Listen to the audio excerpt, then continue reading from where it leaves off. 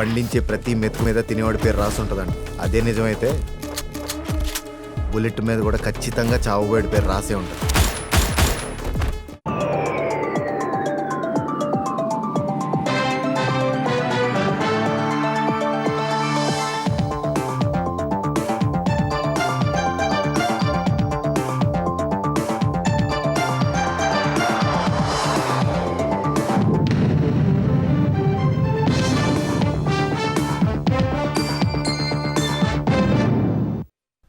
నమస్కారం, ఈటీవీ న్యూస్కు స్వాగతం. ముఖ్యాంశాలు. ఢిల్లీలో కేంద్ర మంత్రులు భూపేంద్ర యాదవ్, సిఆర్ పాటిళ్లతో రేవంత్ భేటీ. పాలమూరు, రంగారెడ్డి ఇతర ప్రాజెక్టుల పర్యావరణ అనుమతుల కోసం విజ్ఞప్తి. విశాఖ ఎకనామిక్ రీజియన్ అభివృద్ధిపై చంద్రబాబు సమీక్ష. 9.5 లక్షల కోట్ల పెట్టుబడుల ఆకర్షణే లక్ష్యమని వెల్లడి. ప్రణాళిక రూపకల్పనకు ఆదేశాలు. విశాఖలో సింధు సెంటర్ ఫర్ ఎక్సలెన్స్ నిర్మాణానికి లోకేష్ శంకుస్థాపన. కాబోయే ఛాంపియన్లకు ఆంధ్రప్రదేశ్ గమ్యస్థానం కావాలని మంత్రి ఆకాంక్ష. తెలంగాణలో పోలీసు, వైద్యం, హైడ్రా, జీహెచ్ఎంసీ సేవలకు ఒకే నంబర్. డయల్ 112 సేవలు ప్రారంభించిన డీజీపీ. త్వరలో డ్రోన్ బేస్డ్ టెక్నాలజీ. ఈ నెల 18న జరిగే గోదావరి బోర్డు భేటీ ఎజెండాపై బీఆర్ఎస్ అభ్యంతరం. తెలంగాణ ప్రయోజనాలకు విరుద్ధంగా ఉందన్న హరీష్. ప్రభుత్వ మౌనంపై ప్రశ్న. పశ్చిమాసియా ఉద్రిక్తతలతో వేచి చూసే ధోరణిలో ఆర్బీఐ. మరోసారి వడ్డీ రేట్లలో మార్పు లేకుండానే ద్రవ్యపరపతి సమీక్ష. జీడీపీ వృద్ధి 6.7% పెంపు. హర్ముజ్పై ఇవాళో రేపో ఒప్పందం కుదిరే అవకాశం ఉందన్న ట్రంప్. భిన్నంగా స్పందించిన ఇరాన్. ఒమన్తో చర్చల్లో అమెరికాకు పాత్ర లేదని వెల్లడి. ఉక్రెయిన్పై మరోసారి రష్యా భీకర దాడులు. రాజధాని కీవ్, ఇతర ప్రాంతాల్లో 17 మంది మృతి, పదుల సంఖ్యలో క్షతగాతులు, భారీగా ఆస్తి నష్టం.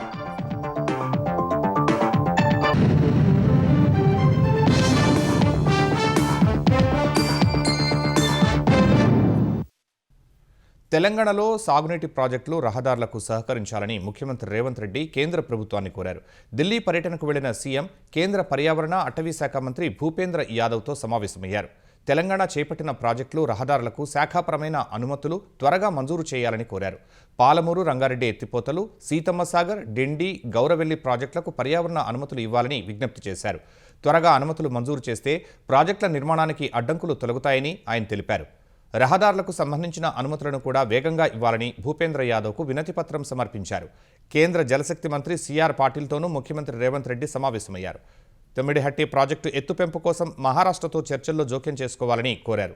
148 మీటర్ల ఎత్తుతో తొమ్మిడిహట్టి నిర్మాణానికి మహారాష్ట్ర గతంలోనే అంగీకరించిందని పాటిల్కు వివరించారు. 150 మీటర్ల ఎత్తుతో నిర్మాణానికి మహారాష్ట్రను ఒప్పించాలని కోరారు. 150 మీటర్లకు పెంచిన ముంపు 1000 హెక్టార్లలోపే ఉంటుందన్నారు.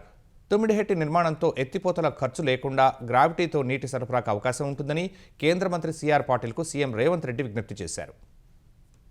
తెలంగాణ ప్రయోజనాలకు విరుద్ధంగా ఈ నెల 18న జరగనున్న సమావేశం ఎజెండాను గోదావరి నదీ యాజమాన్య బోర్డు పంపితే రేవంత్ రెడ్డి సర్కార్ ఎందుకు మౌనంగా ఉందని మాజీ మంత్రి హరీష్ రావు ప్రశ్నించారు. కాళేశ్వరం సహా 7 ప్రాజెక్టులకు కేసీఆర్ అనుమతి తెస్తే వాటిని కూడా రద్దు చేయాలని ఏపీ ఎజెండాలో పెట్టిందని హరీష్ రావు తెలిపారు. ఇచ్చిన ప్రాజెక్టుల అనుమతులు రద్దు చేయాలని అడిగే ధైర్యం ఏపీకి ఎక్కడిదని ఆయన ప్రశ్నించారు. 3 ఏళ్లలో కాంగ్రెస్ ప్రభుత్వం ఒక్క ప్రాజెక్టుకు అనుమతి తేలేదని విమర్శించారు. తెలంగాణ ప్రయోజనాలు కాపాడే బాధ్యత కేంద్ర మంత్రులు కిషన్ రెడ్డి, బండి సంజయ్ లేదా అని హరీష్ రావు అడిగారు. ఆంధ్రప్రదేశ్ కోసమే జీఆర్ఎంబీ పనిచేస్తున్నట్టుగా ఎజెండా అంశాలు చాలా స్పష్టంగా ఉన్నాయి. అసలు తెలంగాణ భవిష్యత్తును ఆగం చేసే విధంగా, తెలంగాణకు సాగునీరు దక్కకుండా అంత కుట్రలతో కూడినటువంటి ఎజెండా వస్తే ఎందుకు రేవంత్ రెడ్డి మౌనంగా ఉంటున్నాడు? అంటే చంద్రబాబు అంటే నీకు అంత భయమా, లేదా గురుదక్షిణ, భక్త్యా? ఎందుకోసం మాట్లాడతలేవు? మొన్న ఏప్రిల్ నెలలో ఆంధ్రప్రదేశ్ తమ్మిడిహట్టిని ఆపండి, సమ్మక్క ప్రాజెక్ట్ ఆపండి, సీతారామ ఆపండి, మొత్తం తెలంగాణ ప్రాజెక్టులు ఆపండి అని 24 ఏప్రిల్ 2026 నాడు రాసిన లెటర్ ఇది. ఇవాళ ఈ ఎజెండాలో కూడా మీరు చూస్తే జీఆర్ఎంబీలో ఆంధ్రప్రదేశ్ రాష్ట్ర ప్రతిపాదన మేరకు ఈ 7 ప్రాజెక్టులు మేము ఇచ్చిన అనుమతులు రద్దు చేయాలని ఎజెండాలోకి పెట్టినారు. అంటే నేను చంద్రబాబు గారు మీరు ఏది చెప్పేది నిజం?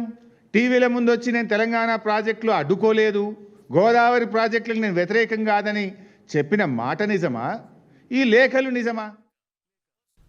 పోలీసు, అగ్నిమాపక, వైద్యం, మహిళల రక్షణ, చైల్డ్ వెల్ఫేర్, హైడ్రా, జీహెచ్ఎంసీ సహా 18 రకాల సేవలను ఫోన్ చేసిన వెంటనే అందించేందుకు ఉద్దేశించిన డయల్ 112ను తెలంగాణ డీజీపీ సివి ఆనంద్ ప్రారంభించారు. ఇందుకోసం command control centre tower below 2 ఫ్లోర్లను కేటాయించినట్లు ఆయన చెప్పారు. న్యాయ సాయం, వైద్య సాయం, సైబర్ సాయం వంటి అనేక సమస్యలకు డయల్ 112 పరిష్కారం చూపుతుందని ఆనంద్ చెప్పారు. డయల్ 112కు ఫోన్ వచ్చినప్పుడు పోలీసులు ఆ కాల్ను ఎట్టి పరిస్థితుల్లోనూ తిరస్కరించడానికి వీల్లేదన్నారు. డయల్ 112కు ఫోన్ రాగానే కాలర్ లొకేషన్ కోసం అడ్వాన్స్ టూల్స్ వాడుతున్నామని చెప్పారు.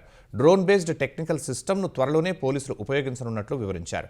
డ్రోన్ టీంని సైతం ఫామ్ చేయనున్నట్టు వెల్లడించారు. బేసిక్ పోలీసింగ్ లాగే టెక్నాలజీ పోలీసింగ్ తీసుకువస్తున్నామని డీజీపీ తెలిపారు. డయల్ 112 అనేది 3.0 వర్షన్గా ఉంటుందన్నారు.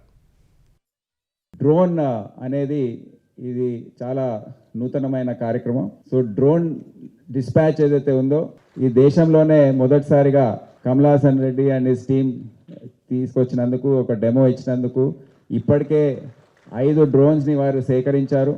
తొందరలో ఈ drone based dispatch system, drone based 112 and drone based traffic management and drone based crowd management అనే సిస్టమ్ తెలంగాణ పోలీస్లో మనం తీసుకురాబోతున్నామని మీ అందరికీ తెలియజేస్తున్నాను.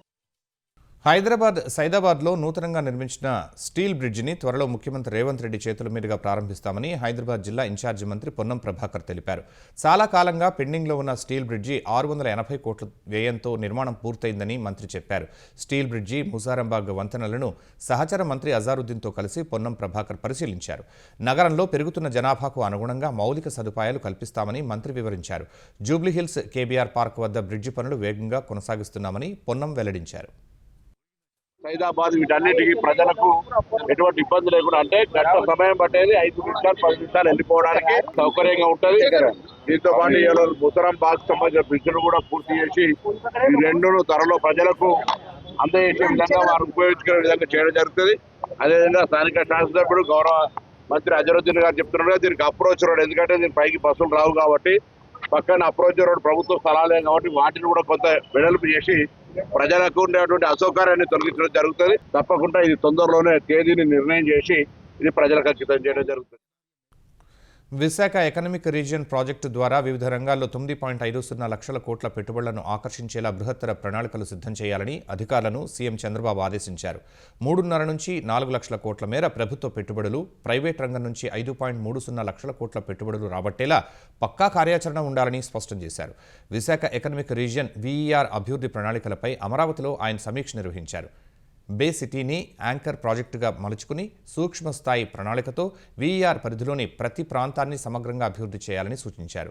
ఏఐ, డేటా సెంటర్లు, పోర్ట్ ఆధారిత పరిశ్రమలు, tourism, hydrogen, clean tech, energy రంగాలకు ప్రాధాన్యమిస్తూ మూలపేట పోర్టు నుంచి రాజమహేంద్రవరం అఖండ గోదావరి ప్రాజెక్టు వరకు అభివృద్ధి విస్తరించాలన్నారు.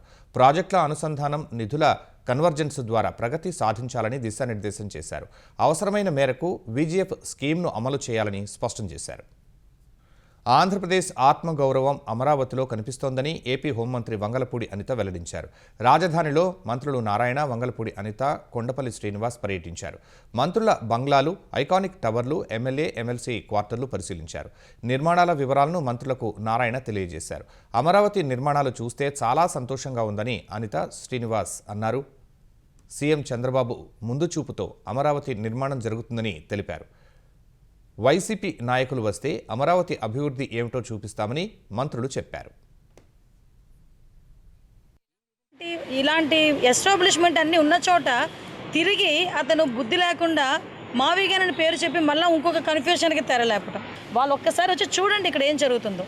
ఈరోజు ఏం మంచి పని చేసినా అందులోని ఏ లోపాలున్నా ఎతికే పరిస్థితుల్లో వాళ్ళు ఉన్నారు తప్పించి, ఈరోజు గౌరవ మంత్రి గారికి కూడా నేను ప్రత్యేకంగా ధన్యవాదాలు తెలియజేయాలి. ఎందుకంటే ఇది ఒక చరిత్ర.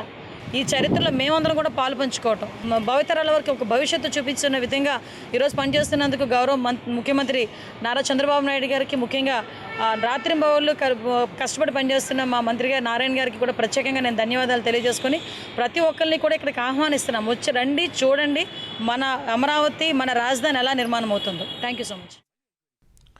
క్రీడారంగంలో కాబోయే ఛాంపియన్లకు ఆంధ్రప్రదేశ్ గమ్యస్థానం కావాలని ఏపీ విద్యాశాఖ మంత్రి నారా లోకేష్ ఆకాంక్షించారు. విశాఖపట్నంలో PV Sindhu centre for sports excellence నిర్మాణానికి మంత్రి లోకేష్ శంకుస్థాపన చేశారు. ఈ క్రీడా ప్రాజెక్టు రూపకల్పనలో అండగా నిలిచిన ముఖ్యమంత్రి చంద్రబాబు, లోకేష్లకు పివి సింధు కృతజ్ఞతలు తెలిపారు. యువత ప్రతిభలోనే దేశ భవిష్యత్తు దాగి ఉందని లోకేష్ అన్నారు. ప్రతి ఛాంపియన్ వెనుక తల్లిదండ్రుల కష్టం, కోచ్ల వెన్నుదన్ను ఉంటుందని చెప్పారు. దేశవ్యాప్తంగా ఉన్న యువ క్రీడాకారులు సింధు అకాడమీకి వచ్చి శిక్షణ పొందాలని ఆకాంక్ష వ్యక్తం చేశారు. It will be a home for badminton, swimming, gymnastics, shooting, weightlifting, basketball and even football. Every young athlete who walks in with passion and walks out with a purpose, this vision reflects the multi-sports center planned for the campus. For many years, young Indian athletes looked around the world to learn from the great sporting institutions. I look forward to the day when young athletes across India will say, I would like to go get trained at the PV Sindhu Center for Sports Excellence in the great city of Visakhapatnam and great state of Andhra Pradesh. That will be the day that will make me very proud, when Andhra Pradesh will not just produce champions, but it will become a destination for potential champions. తూర్పుగోదావరి జిల్లా దేవరాపల్లిలో జగన్ పర్యటన సామాన్యులకు తీవ్ర ఇక్కట్లు తెచ్చిపెట్టింది. ధరలు లేక పొగాకు రైతులు ఇబ్బందులు పడుతున్నారంటూ కొనుగోలు కేంద్రం సందర్శనకు జగన్ వెళ్లారు. ఆయన పర్యటనలో దేవరాపల్లి ప్రధాన రహదారులపై వైసీపీ కార్యకర్తలు ద్విచక్ర వాహనాలపై అతి వేగంతో ప్రమాదకరంగా డ్రైవింగ్ చేస్తూ స్థానికులను భయపెట్టారు. సైలెన్సర్లు తొలగించి భారీ శబ్దాలు చేస్తూ స్టంట్లు చేశారు. బైకుల శబ్దాలతో స్థానికులు, దుకాణదారులు అసౌకర్యానికి గురయ్యారు. దేవరాపల్లి బస్టాండ్ వద్ద రోడ్డుపై అడ్డంగా వైసీపీ శ్రేణుల బల ప్రదర్శన కారణంగా ట్రాఫిక్ స్తంభించింది.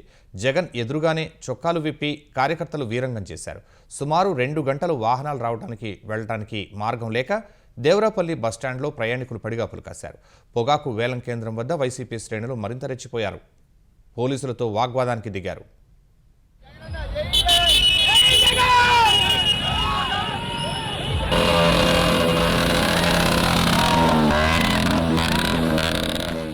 జగన్ దేవరాపల్లి పర్యటనపై ఆంధ్రప్రదేశ్ వ్యవసాయ శాఖ మంత్రి అచ్చెన్నాయుడు తీవ్ర విమర్శలు గుప్పించారు. దేవరాపల్లిలో పొగాకు రైతుల వద్ద జగన్ పచ్చి అబద్ధాలు మాట్లాడారని ధ్వజమెత్తారు. పొగాకు ధరల తగ్గుదలపై బహిరంగ చర్చకు రావాలని సవాల్ చేశారు. గొడ్డల పార్టీ అధ్యక్షుడు బయటకు వచ్చాడంటే అరాచకం తప్ప ఏది కూడా కనబడటం లేదని చెప్పి తెలియజేస్తున్నాను. దేవరాపల్లి వెళ్ళాడు. పొగాకు ఎఫ్సివి పొగాకు ధరలు పడిపోయాయి. ఎన్డీఏ ప్రభుత్వం వచ్చిన తర్వాత పొగాకు రైతులకి పట్టించుకోవడం లేదని నిస్సిగ్గుగా మాట్లాడుతున్నాడు. నీ 5 సంవత్సరాల్లో పొగాకు రేట్లు ఏ విధంగా ఉండేవి? రేట్లు పడిపోయేటప్పుడు బాధ్యత గల ప్రభుత్వంగా ఒక్క రోజైనా నువ్వు స్పందించావా? డిస్కస్ చేద్దాం రావడానికి సిగ్గుగా ఉంటే నీకు నచ్చిన వాళ్ళతో వీడియో కాన్ఫరెన్స్ పెట్టు. నేను అడుగుతాను, నువ్వు ఆన్సర్ చేయి. నువ్వు అడుగు, నేను ఆన్సర్ చేస్తాను. విఘ్నులైనటువంటి రైతులు, ప్రజలు డెసిషన్ తీసుకుంటారు. పశ్చిమాసియా ఉద్రిక్తతల వల్ల పెరిగిన ఇంధన ధరల ప్రభావంపై స్పష్టత వచ్చే వరకు వడ్డీ రేట్లపై వేచి చూసే ధోరణినే అనుసరించాలని భారత రిజర్వ్ బ్యాంక్ భావిస్తోంది. ఈ మేరకు వరుసగా 4వసారి కీలకమైన రెపో రేటు యథాతథంగా కొనసాగిస్తూ మధ్యంతర ద్రవ్యపరపతి సమీక్షను ప్రకటించింది. ఆర్బీఐ గవర్నర్ సంజయ్ మల్హోత్రా నేతృత్వంలోని 6 సభ్యుల ద్రవ్యపరపతి విధాన కమిటీ తమ తటస్థ వైఖరిని కొనసాగించాలని ఏకగ్రీవంగా నిర్ణయించింది. ద్రవ్యపరపతి విధాన సమీక్ష నిర్ణయాలను వెల్లడించిన ఆర్బీఐ గవర్నర్ సంజయ్ మల్హోత్రా ఈసారి రెపో రేటులో ఎలాంటి మార్పు లేకుండా 5.25% వద్దే కొనసాగిస్తున్నట్లు తెలిపారు. ప్రపంచవ్యాప్తంగా అనిశ్చిత పరిస్థితి ఉన్నప్పటికీ భారత ఆర్థిక వ్యవస్థ బలంగా ఉందన్నారు. ప్రస్తుత ఆర్థిక సంవత్సరానికి దేశ జీడీపీ వృద్ధి రేటు అంచనాను 6.7%కి పెంచుతున్నట్టు తెలిపారు. ద్రవ్యోల్బణం 5% నమోదు కావచ్చని అంచనా వేశారు. ఈ ఏడాది ఫిబ్రవరి, ఏప్రిల్, జూన్లో జరిగిన సమీక్షల్లోనూ వడ్డీ రేట్లను ఆర్బీఐ యథాతథంగా ఉంచింది. జంతర్ మంతర్ వద్ద విద్యార్థులపై పోలీసుల లాఠీచార్జ్, అయోధ్య రామమందిర విరాళాల నిధుల దుర్వినియోగం వంటి అంశాలపై ప్రతిపక్షాలు మరోసారి పార్లమెంటు వెలుపల ఆందోళన చేపట్టాయి. కేంద్ర హోంమంత్రి అమిత్ షాకు వ్యతిరేకంగా కాంగ్రెస్ అధ్యక్షుడు మల్లికార్జున ఖర్గే, లోక్సభలో ప్రతిపక్ష నేత రాహుల్ గాంధీ, కాంగ్రెస్ అగ్రనేత ప్రియాంక గాంధీ వాద్రా, పలువురు ప్రతిపక్ష ఎంపీలు ఆందోళనలో పాల్గొన్నారు. కేంద్ర ప్రభుత్వానికి వ్యతిరేకంగా నినాదాలు చేశారు. ఇటీవలి ఘటనలపై అమిత్ షా సమాధానం చెప్పాలని బ్యానర్ ప్రదర్శించారు. పార్లమెంటు ప్రాంగణంలోని ప్రేరణ స్థల్ వద్ద ఉన్న మహాత్మాగాంధీ విగ్రహం నుంచి మకర్ ద్వార్ వరకు పాదయాత్ర నిర్వహించారు. దేశానికి ప్రస్తుతం ఓ ప్రెషర్ గ్రూప్ అవసరమని ఆ దిశగానే కాక్రోచ్ జనతా పార్టీ పనిచేస్తోందని సీజేపీ వ్యవస్థాపకుడు అభిజిత్ దీప్కే తెలిపారు. మహారాష్ట్రలోని ఛత్రపతి సంభాజీనగర్లో జరిగే సీజేపీ కోర్ కమిటీ భేటీకి ముందు మాట్లాడిన ఆయన జార్ఖండ్లో పబ్లిక్ సర్వీస్ పరీక్షలు, ఇతర నియామక పరీక్షల్లో అక్రమాలపై ఆందోళన చేస్తున్న విద్యార్థులకు మద్దతు తెలిపారు. దేశంలో మీడియా, న్యాయ వ్యవస్థలపై ప్రజల్లో నమ్మకం తగ్గుతూ ఉండడంపై సీజేపీ భేటీలో దృష్టి సారించినట్టు చెప్పారు. E20 పెట్రోల్, పెరుగుతున్న నిరుద్యోగంపై చర్చించనున్నట్లు దీప్కే తెలిపారు. సామాజిక కార్యకర్త సోనం వాంగ్చుక్ తమకు మెంటర్గా కొనసాగుతారని, ఆయన సలహాలు స్వీకరిస్తామని సీజేపీ అధికార ప్రతినిధి సౌరభ్ దాస్ తెలిపారు. నీట్ సహా జాతీయ స్థాయి పరీక్షల్లో అక్రమాలపై ఇటీవల ఆందోళన చేసిన విద్యార్థులపై నమోదైన ఎఫ్ఐఆర్ల ఉపసంహరణకు ప్రభుత్వంపై ఒత్తిడి చేయనున్నట్లు చెప్పారు. అలాగే గాయపడిన విద్యార్థులకు వైద్య సాయం అందిస్తున్నట్లు సౌరభ్ దాస్ తెలిపారు. ఆర్టికల్ 370ని రద్దు చేసిన తర్వాత జమ్మూ కశ్మీర్, లద్దాఖ్ ప్రజల జీవితాల్లో భారీ పరివర్తన వచ్చిందని ప్రధాని నరేంద్ర మోదీ తెలిపారు. మౌలిక వసతుల కల్పన, విద్య, వైద్యం, ఉపాధి, క్రీడా రంగాల్లో అవకాశాలు పెరిగినట్లు చెప్పారు. వికసిత్ భారత్ లక్ష్య సాధనలో కశ్మీర్, లద్దాఖ్ ప్రజల భాగస్వామ్యానికి కేంద్రం కట్టుబడి ఉందని ప్రధాని తెలిపారు. ఆర్టికల్ 370, 35A చరిత్ర పుటల్లో కలిసిపోయి ఇవాళ్టికి 7 ఏళ్లు పూర్తయినట్టు ప్రధాని ఎక్స్లో పోస్ట్ చేశారు. రాజ్యాంగం పూర్తి స్థాయిలో అమలు కావడంతో దశాబ్దాలుగా రాజ్యాంగ హక్కులకు దూరమైన మహిళలు, వెనుకబడిన వర్గాలకు లబ్ధి చేకూరుతోందని చెప్పారు. 2019 ఆగస్టు 5న కేంద్రం తీసుకున్న నిర్ణయం జమ్మూ కశ్మీర్, లదాఖ్ ప్రాంతాల్లో నూతన అధ్యాయానికి నాంది పలికిందని ప్రధాని గుర్తు చేశారు. భద్రాచలంలో గోదావరి నది 2వ వంతెనపై నుంచి ఈ నెలలోనే రాకపోకలు పునరుద్ధరిస్తామని తెలంగాణ వ్యవసాయ శాఖ మంత్రి తుమ్మల నాగేశ్వరరావు చెప్పారు. భద్రాచలంలోని గోదావరి నదిపై నిర్మించిన 2వ బ్రిడ్జి వద్ద అప్రోచ్ పనులను మంత్రి పరిశీలించారు. ముందు బూర్గంపాడు మండలం సారపాక వైపు కుంగిన చోట జరుగుతున్న మరమ్మతులను చూశారు. అనంతరం పాత, 2వ వంతెనల మధ్య నిర్మిస్తున్న వాల్ను కూడా పరిశీలించారు. భద్రాచలంలో గోదావరిపై 2వ వంతెన 2025లోనే ప్రారంభమైన భారీ వర్షాలకు సారపాక వైపు రోడ్డు కుంగిపోయింది. అక్కడ మరమ్మతులు చేస్తున్నారు. గోదావరి నది మీద మనకున్నటువంటి ఏకైక బ్రిడ్జి ద్వారా గత పుష్కరాల్లో కానీ, అంతకుముందు పుష్కరాల్లో కానీ లక్షలాది మంది ప్రజానీకం రావటం మూలాన దీనికి 2వ బ్రిడ్జి కావాలని చెప్పి ఆ రోజే మనం అనుకొని ఈ యొక్క అమరావతి జగదల్పూర్ జాతీయ రహదారిని భద్రాచలం మీదుగా వెళ్ళేటట్టుగా ప్రయత్నం చేసి 2వ బ్రిడ్జిని కూడా శాంక్షన్ చేసుకున్నాం. కాకపోతే ఇది చాలా సంవత్సరాలుగా నత్తనడక నడిస్తే గత సంవత్సరం పూర్తి చేసి ఈ యొక్క 2వ బ్రిడ్జిని కూడా మనం ప్రారంభించుకున్నాం. గోదావరి వరదల వల్ల కొంత స్లోపు బ్రిడ్జి దగ్గర మట్టిది అవుతుందని చెప్పి దానికి మళ్ళీ రిటైనింగ్ వాళ్ళు కట్టేసి కంప్లీట్ చేస్తున్నాం. ఈ నెలలో దీన్ని ఉపయోగంలోకి తీసుకురావాలని చెప్పి అధికారులకు చెప్పడం జరిగింది. హైదరాబాద్లో ఇంటర్ కళాశాలలు సమర్పించిన అగ్నిమాపక నిరభ్యంతర సర్టిఫికెట్లు, ఎన్ఓసీల్లో సంతకాల ఫోర్జరీపై పోలీసులు దర్యాప్తు చేస్తున్నారు. ప్రతి విద్యా సంవత్సరం కళాశాలలు తప్పనిసరిగా హైడ్రాకు నిరభ్యంతర సర్టిఫికెట్లు, ఎన్ఓసీలను సమర్పించాల్సి ఉంటుంది. తాజాగా ఓ కళాశాల యాజమాన్యం సమర్పించిన ఎన్ఓసీపై అనుమానాలు వ్యక్తమయ్యాయి. పూర్తి స్థాయిలో పరిశీలించగా సంతకాలు ఫోర్జరీ చేసినట్లు తేలింది. వెంటనే హైడ్రా అధికారులు పోలీసులకు ఫిర్యాదు చేశారు. మొత్తం 8 కళాశాల నిరభ్యంతర సర్టిఫికెట్లలో సంతకాలు ఫోర్జరీ చేసినట్టు బయటపడింది. హైడ్రా కమిషనర్ రంగనాథ్ గతంలో అగ్నిమాపక శాఖలో పనిచేసి బదిలీ అయిన ఉన్నతాధికారి జీహెచ్ఎంసీ కమిషనర్ కర్ణన్ సంతకాలను ఫోర్జరీ చేసినట్లు గుర్తించారు. 100కు పైనే కాలేజీల సర్టిఫికెట్లలో ఫోర్జరీ జరిగినట్టు హైడ్రా అనుమానిస్తోంది. వాటి పరిశీలన జరుగుతోంది. బర్కత్పురాలోని హైందవి జూనియర్ కళాశాల, ఎస్ఆర్ నగర్లోని రెసోనెన్స్, మెహదీపట్నంలోని ప్రియాంక, విద్యానగర్లో మదర్ గర్ల్స్ కళాశాల వీటిలో ఉన్నాయి. చాంద్రాయణగుట్టలోని శ్రీచంద్ర, చిక్కడపల్లిలోని న్యూ ఎరా, శివరాంపల్లిలోని షాహీన్, తెల్లాపూర్లోని వశిష్ఠ జూనియర్ కళాశాలలు సమర్పించిన ఎన్ఓసీల్లో ఫోర్జరీ జరిగినట్టు బయటపడింది. వీటి గుర్తింపు రద్దు చేయాలని హైడ్రా అధికారులు ఇంటర్ బోర్డును కోరారు. ఇంటర్ బోర్డులో కొందరు అధికారులు ఈ వ్యవహారంలో కుమ్మక్కైనట్టు పోలీసులు అనుమానిస్తున్నారు. హరీష్ రావుపై క్షుద్ర పూజల ఆరోపణలను కాంగ్రెస్ నాయకుడు ఎమ్మెల్సీ అద్దంకి దయాకర్ పునరుద్ఘాటించారు. కర్ణాటకలోని శివమొగ్గ ప్రాంతానికి పోలీసు అధికారిగా పరిచయం చేసుకుని హరీష్ రావు వెళ్లినట్లు తమ వద్ద సమాచారం ఉందన్నారు. పవిత్ర క్షేత్రాల పరిసరాల్లో క్షుద్ర శక్తులకు సంబంధించిన పూజలు కూడా జరుగుతాయని, అందుకే తాము ఈ అంశాన్ని ప్రస్తావించామని దయాకర్ వెల్లడించారు. అలాంటి పూజలు చేయకపోతే అమ్మవారి సాక్షిగా ప్రమాణం చేసి ప్రకటించగలరా అని హరీష్ రావుకు సవాల్ విసిరారు. చేసిన ఆరోపణలకు పూర్తి బాధ్యత వహిస్తున్నట్లు చెప్పిన అద్దంకి దయాకర్ వెనక్కి తగ్గబోమని స్పష్టం చేశారు. హరీష్ రావు క్షుద్ర పూజలు ఎందుకు చేసినావు అని అంటే లీగల్ నోటీసులు పంపిస్తున్న పరిస్థితి. ఎందుకు భయపడుతున్నావు? ఇలా 2వసారి నువ్వు ఆ పూజలు చేస్తున్నావని మా దృష్టికి వస్తేనే దాన్ని ఇలా బహిర్గతం చేసిన పరిస్థితి. దానికి ఉలిక్కి పడుతున్నావు. ఖాళీ దగ్గరికి పోయినావు, అమ్మ మీద ప్రమాణం చేసి నేను అక్కడ ఏ పూజలు చేయలేదని నువ్వు ప్రకటిస్తావా? సారిగా దేనికైనా సిద్ధమే. ఇక మావోడు ఒకడు ఉండు, అఘోరకాళి ఎక్కడుందో లేదంటే శివమొగ్గ ఎక్కడుందో తెలియదు. ఇలా గట్కేసర్ అఘోరకాళి టెంపుల్ గురించి మాట్లాడుతున్నావు. నువ్వు political comedian mister Praveen. America చెప్తుంది నీ గురించి, ఎక్కడ ఏమేమి అక్రమాలు చేసినావు, దందాలు చేసినావు, అవన్నీ కూడా ఇక్కడ సమాచారం. పల్నాడు జిల్లా పెదకూరపాడులో దంపతులపై గుర్తు తెలియని వ్యక్తులు చేసిన దాడిలో భార్య మృతి చెందగా భర్త తీవ్రంగా గాయపడ్డాడు.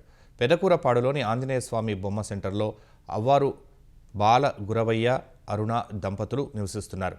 ఉదయం ద్విచక్ర వాహనంపై వచ్చిన ఇద్దరు అపరిచితులు బాలగురవయ్య అరుణ దంపతులను ఆధార్ కార్డు వివరాలు అడిగారు.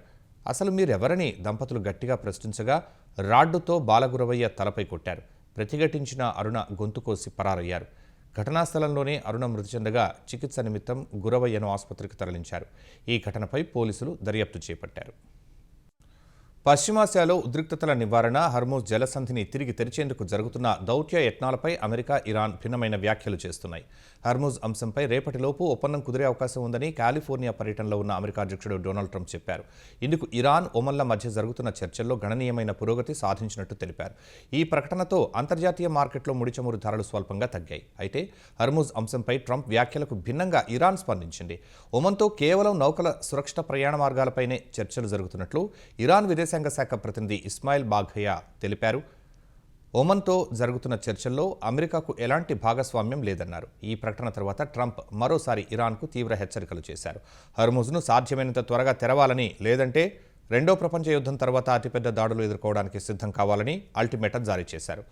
ఒమన్తో చర్చలు సానుకూలంగా సాగుతున్నా ఇరాన్ వాటిని ఖండించడం విస్మయం కలిగిస్తోందని ట్రంప్ అన్నారు. ఈసారి ఇరాన్ చర్చల నుంచి వెనక్కి తగ్గితే తీవ్ర పరిణామాలు తప్పవని హెచ్చరించారు. పశ్చిమాసియాలో తీవ్ర ఉద్రిక్తతలు కొనసాగుతున్న వేళ ఇరాన్ అధ్యక్షుడు మసూద్ పెజెష్కియాన్, ఆ దేశ సుప్రీం లీడర్ ముజ్తబా ఖమేనీ మధ్య జరిగిన రహస్య భేటీ తీవ్ర చర్చనీయాంశమైంది. టెహరాన్లోని ఒక అజ్ఞాత ప్రదేశంలో నల్లటి అద్దాలున్న కారు వెనుక సీట్లో ఈ సమావేశం జరిగింది. కారులో తీవ్రమైన చీకటి ఉండగా కరచాలనానికి కూడా భద్రతా సిబ్బంది ఇద్దరు నేతలను అనుమతించలేదు.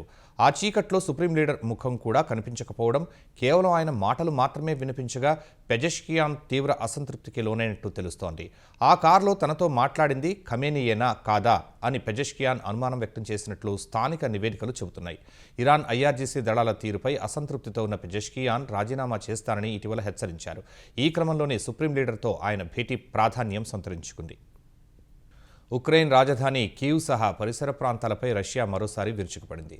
రష్యా బలగాలు క్షిపణులు, డ్రోన్లతో జరిపిన భీకర దాడుల్లో 17 మంది చనిపోయారు. మరో 44 మంది గాయపడ్డారు. రష్యా సైన్యం ఒకేసారి 24 బ్యాలిస్టిక్ క్షిపణులు, 4 జిర్కాన్ రకానికి చెందిన హైపర్సానిక్ మిసైల్స్, 115 డ్రోన్లను ప్రయోగించగా కీవ్ చుట్టుపక్కల ప్రాంతాల్లో భారీ ఆస్తి నష్టం సంభవించింది. బ్రోవారీ, బుచా, ఫాస్టివ్ జిల్లాల్లోని పలు ప్రాంతాల్లో భారీ అగ్ని ప్రమాదాలు చోటు చేసుకున్నట్లు ఉక్రెయిన్ అత్యవసర సేవల విభాగం తెలిపింది. పలు ప్రాంతాల్లో మంటలు ఎగసిపడ్డాయి. ఫాస్టివ్ జిల్లాలోని ఓ పరిశ్రమ వద్ద వాహనాలకు అంటుకున్న మంటలను అగ్నిమాపక సిబ్బంది అదుపు చేశారు. రష్యా, ఉక్రెయిన్ మధ్య జరుగుతున్న ఈ యుద్ధం ఇప్పుడు సరికొత్త దశలోకి ప్రవేశించిందని ఉక్రెయిన్ అధ్యక్షుడి సలహాదారు సెర్హీ అభిప్రాయపడ్డారు. శత్రువులు ఎలాంటి విచక్షణ లేకుండా దాడులకు తెగబడుతున్నారని ఆరోపించారు. దక్షిణ ఉక్రెయిన్లోని ఖేర్సన్ నగరంలో ఓ సామాన్య కూరగాయల వ్యాపారిని ఓ డ్రోన్ వెంబడించి మరీ దాడి చేయడం కలకలం రేపుతోంది. ఈ భయానక డ్రోన్ దాడిలో బాధితుడైన యూరి అనే వ్యాపారి ప్రాణాలను అరచేతిలో పెట్టుకుని పరుగు తీశారు. డ్రోన్ తమ వైపు దూసుకురావడాన్ని గమనించిన యూరి ముందుగా తన భార్యను అక్కడి నుంచి సురక్షిత ప్రాంతానికి పంపేశాడు. తాను కేవలం కూరగాయలు అమ్ముకునే సామాన్యుడని, తన వద్ద ఎలాంటి ఆయుధాలు లేవని డ్రోన్ కెమెరాకు చేతులు చూపుతూ ప్రాధేయపడ్డాడు. ప్రాణభయంతో కారు వెనుక దాక్కునేందుకు ప్రయత్నించాడు. అయినా అతన్ని వెంబడించిన డ్రోన్ కారును ఢీకొట్టి పేలిపోయింది. ఈ దాడిలో యూరి వీపు, చేతులు, కాళ్లకు గాయాలయ్యాయి. చుట్టుపక్కల బాంబు షెల్టర్లు లేనందున ఆ క్షణాలు అత్యంత భయానకంగా గడిచాయని బాధితుడు తెలిపాడు. ఇందుకు సంబంధించిన వీడియోను ఉక్రెయిన్ అధ్యక్షుడు జెలెన్స్కీ సామాజిక మాధ్యమాల్లో పంచుకున్నారు. సామాన్యులను చంపడం, హింసించడం ద్వారా రష్యన్ సైనికులు రాక్షసానందం పొందుతున్నారని ఆరోపించారు. ఈ దారుణాన్ని ప్రపంచం మొత్తం చూడాలని ఆయన అన్నారు. ఆయుధాలు లేని సామాన్యులను లక్ష్యంగా చేసుకోవడం అంతర్జాతీయ యుద్ధ నియమాలను ఉల్లంఘించడమేనని ఉక్రెయిన్ సైనిక అధికారులు స్పష్టం చేశారు. దుబాయ్లోని జబెల్ అలీ పారిశ్రామిక ప్రాంతంలో భారీ పేలుళ్లు కలకలం రేపాయి. కేవలం 20 నిమిషాల్లో వరుసగా 7 సార్లు పేలుళ్లు సంభవించగా ఆకాశమంతా దట్టమైన నల్లటి పొగ కమ్మేసింది. ఈ ఘటనపై ఎమిరేట్స్ అధికారులను ఉటంకిస్తూ ఇరాన్కు చెందిన మెహర్ వార్తా సంస్థ వివరాలు వెల్లడించింది. ఇప్పటికే పేలుళ్లకు సంబంధించి వీడియోలు తీసిన 2 వ్యక్తులను పోలీసులు అరెస్టు చేశారు. ఇది పారిశ్రామిక ప్రమాదమా లేక దాడి చేశారా అనే అంశంపై స్పష్టత రావాల్సి ఉంది. అమెరికా ఇరాన్ యుద్ధ సమయంలో యెమెన్ నుంచి యుఏఈపై క్షిపణి దాడి జరిగినట్లు ఇరాకీ వార్తా సంస్థలు తెలిపాయి. అయితే ఈ పేలుళ్లపై యుఏఈ ఎలాంటి అధికారిక ప్రకటన చేయలేదు. దుబాయ్ నగర కేంద్రానికి సుమారు 25 మైళ్ల దూరంలో ఉన్న జబెల్ అలీ ప్రాంతం ప్రపంచంలోని అతిపెద్ద మానవ నిర్మిత హార్బర్, ప్రధాన వాణిజ్య కేంద్రాల్లో ఒకటి. అమెరికాలోని లాస్ ఏంజలస్ సమీపంలోని అధ్యక్షుడు డొనాల్డ్ ట్రంప్ గోల్ఫ్ కోర్సు వద్ద భద్రతా ఏర్పాట్ల ఫోటోలు, వీడియోలు తీస్తున్న ఓ వ్యక్తిని పోలీసులు అరెస్టు చేశారు. అతడి వద్ద 16 రౌండ్ల మ్యాగజైన్ ఉండగా అతని కారులో లోడ్ చేసిన పిస్టల్ను అధికారులు స్వాధీనం చేసుకున్నారు. నిందితుడి ఇంట్లో సోదాలు నిర్వహించగా పెద్ద సంఖ్యలో ఆయుధాలు, మందుగుండు సామగ్రి, బాడీ ఆర్మర్, వివాదాస్పదంగా రాసి ఉన్న నోట్బుక్లు లభించాయి. రిపబ్లికన్ నేషనల్ కమిటీ నిధుల సేకరణ విందు కోసం ట్రంప్ గోల్ఫ్ కోర్సుకు రానున్న క్రమంలో ఈ అరెస్టు జరగడం కలకలం రేపింది. ఇప్పటికే నిందితుడిపై ఓ దోపిడీ కేసు ఉన్నట్టు తెలుస్తోంది. 2025లో ఫ్లోరిడా కంట్రీ క్లబ్లో ట్రంప్ను హత్య చేసేందుకు ఓ వ్యక్తి ప్రయత్నించగా పోలీసులు అరెస్టు చేశారు. పాకిస్తాన్ నిఘా సంస్థ ISI మద్దతుతో నడుస్తున్న 2 ఉగ్రవాద ముఠాల గుట్టును పంజాబ్ పోలీసులు రట్టు చేశారు. ఈ ఆపరేషన్లో 4 మైనర్లు సహా 9 మందిని అరెస్టు చేశారు. నిందితులు రైల్వే ట్రాక్ల సమీపంలో నిఘా కెమెరాలు ఏర్పాటు చేసి ఆ దృశ్యాలను విదేశాల్లో ఉన్న తమ హ్యాండ్లర్లకు పంపుతున్నట్టు పోలీసుల దర్యాప్తులో తేలింది. ఈ ఘటనకు సంబంధించి అమృత్సర్లోని మోకంపురా, ఎయిర్పోర్ట్, సి డివిజన్ పోలీస్ స్టేషన్లలో FIRలు నమోదయ్యాయి. ఈ నెట్వర్క్తో సంబంధం ఉన్న ఇతరులను గుర్తించడానికి, వారి ఆర్థిక లావాదేవీలు, ఇతర ఉగ్రవాద కార్యకలాపాలపై పోలీసులు ప్రస్తుతం లోతైన విచారణ జరుపుతున్నారు. కేరళలో భారీ వర్షాలు, వరదల కారణంగా ఇప్పటివరకు 26 మంది మృతి చెందారు. 11 మంది గాయపడగా 4 గల్లంతయ్యారు. వరదలు, కొండ చర్యలు విరిగిపడి నిరాశ్రయులైన 27,048 మందికి 462 పునరావాస శిబిరాల్లో ఆశ్రయం కల్పించారు. పతనంతిట్టలో అత్యధికంగా 157 శిబిరాలు, కొట్టాయంలో 154, అలప్పుజలో 81 శిబిరాలు ఏర్పాటు చేశారు. కేరళలో 1,882 హెక్టార్లలో పంటలు దెబ్బతినగా 23,537 మంది రైతులు నష్టపోయారు. విపత్తులో ప్రాణాలు కోల్పోయిన వారి కుటుంబాలకు 8 లక్షల చొప్పున ఆర్థిక సాయం అందిస్తామని కేరళ ప్రభుత్వం తెలిపింది. ముఖ్యాంశాలు మరోసారి. ఢిల్లీలో కేంద్ర మంత్రులు భూపేంద్ర యాదవ్, సిఆర్ పాటిళ్లతో రేవంత్ భేటీ. పాలమూరు, రంగారెడ్డి ఇతర ప్రాజెక్టుల పర్యావరణ అనుమతుల కోసం విజ్ఞప్తి. విశాఖ ఎకనామిక్ రీజియన్ అభివృద్ధిపై చంద్రబాబు సమీక్ష. 9.5 లక్షల కోట్ల పెట్టుబడుల ఆకర్షణే లక్ష్యమని వెల్లడి. ప్రణాళిక రూపకల్పనకు ఆదేశాలు. విశాఖలో సింధు సెంటర్ ఫర్ ఎక్సలెన్స్ నిర్మాణానికి లోకేష్ శంకుస్థాపన. కాబోయే ఛాంపియన్లకు ఆంధ్రప్రదేశ్ గమ్యస్థానం కావాలని మంత్రి ఆకాంక్ష. తెలంగాణలో పోలీసు, వైద్యం, హైడ్రా, GHMC సేవలకు ఒకే నంబర్. డయల్ 112 సేవలు ప్రారంభించిన డీజీపీ. త్వరలో డ్రోన్ బేస్డ్ టెక్నాలజీ. ఈ నెల 18న జరిగే గోదావరి బోర్డు భేటీ ఎజెండాపై బీఆర్ఎస్ అభ్యంతరం. తెలంగాణ ప్రయోజనాలకు విరుద్ధంగా ఉందన్న హరీష్. ప్రభుత్వ మౌనంపై ప్రశ్న. పశ్చిమాసియా ఉద్రిక్తతలతో వేచి చూసే ధోరణిలో RBI. మరోసారి వడ్డీ రేట్లలో మార్పు లేకుండానే ద్రవ్యపరపతి సమీక్ష. జీడీపీ వృద్ధి 6.7% పెంపు. హర్ముజ్పై ఇవాళో రేపో ఒప్పందం కుదిరే అవకాశం ఉందన్న ట్రంప్. భిన్నంగా స్పందించిన ఇరాన్. ఒమన్తో చర్చల్లో అమెరికాకు పాత్ర లేదని వెల్లడి. ఉక్రెయిన్పై మరోసారి రష్యా భీకర దాడులు. రాజధాని కీవ్, ఇతర ప్రాంతాల్లో 17 మంది మృతి, 10ల సంఖ్యలో క్షతగాతులు. భారీగా ఆస్తి నష్టం.